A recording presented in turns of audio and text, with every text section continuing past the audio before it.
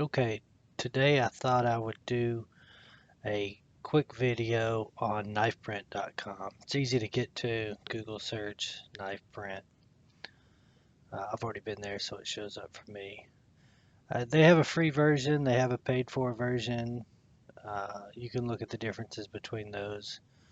I've got a paid for version, and you see me just click get started pretty much.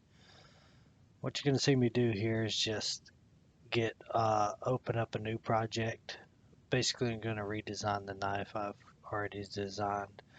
They make this super simple.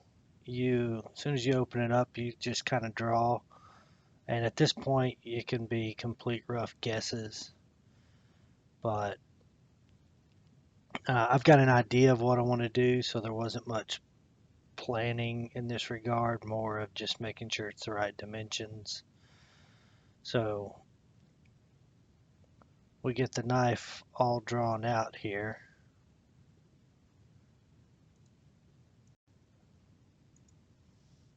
The next thing you're going to want to do is you're going to want to every little node on here comes with a couple of options. It allows you to uh, use each handle independently or tied together, symmetrical or not symmetrical. There's separate handles versus joined, and then there's curved for smooth transitions. Uh, there's there's four options. I don't want to say only. There's four options.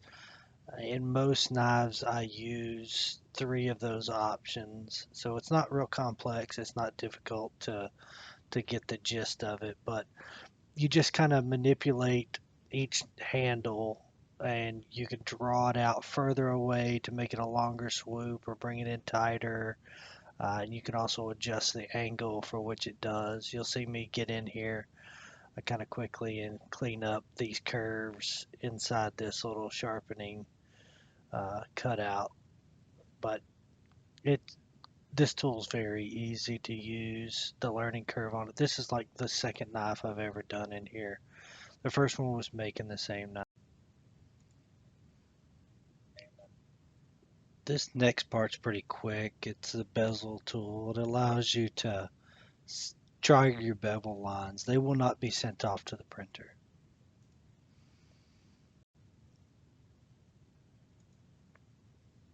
The hole tool is very simple to use, I found. Just select the hole tool, click and drag to the approximate size of your hole. And then you can get more precise up top by typing it in. I was looking for an 1/8 inch hole here. I don't know why my head was thinking something weird. It took me a little bit of time to figure out what an 1/8 inch is. I kept wanting to do a 1/4 inch, which just slightly over at 0.26, just to give myself some wiggle room. But and then I realized where it should be and got the hole down to the right size. So the holes have two major purposes here.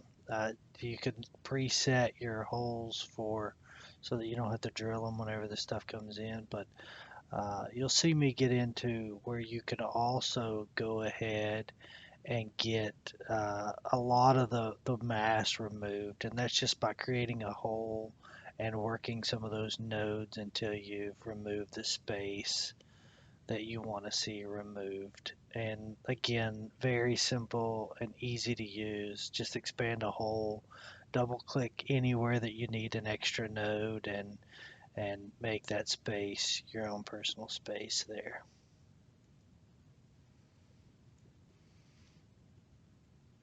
Now I'm getting into what makes this so wonderful. You can take your project, you can view that project in a three-dimensional view. You can also just go ahead and have them laser cut these. So you see me selecting here USA, selecting 80 CRV2. I'm looking for something around the 0.197 inch. There was a couple of drop downs for that, depending on what's available. And then over there off to the right, I'm going to set my units to 10, which is going to get me a free one for free.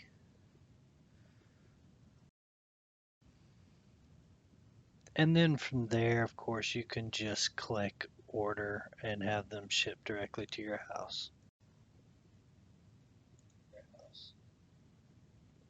And now we get to the other fun part of things.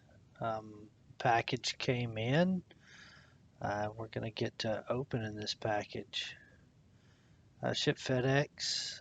It feels like this package has been abused, but luckily what we're getting is all metal, so not too worried about the actual product.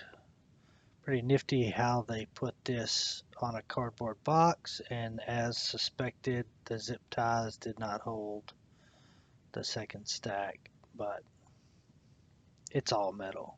It survives. A little thing there saying tag them on Instagram and can get a 10% off of my next order. And then, of course, the